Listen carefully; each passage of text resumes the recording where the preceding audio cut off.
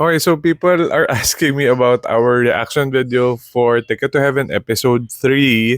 Kasi nga, if you guys don't know, I have a YouTube channel where we react to BLs and we're currently reacting to Ticket to Heaven. And very timely kasi sa totoo lang, meron rin akong gustong itanong sa inyo. Okay, ayan lang, ebidensya. Ticket to Heaven, episode 3 reaction. Malapit na siyang matapos mag-save. So, pwede ko na siyang i-upload. Pero hindi na siguro tonight kasi late na masyado.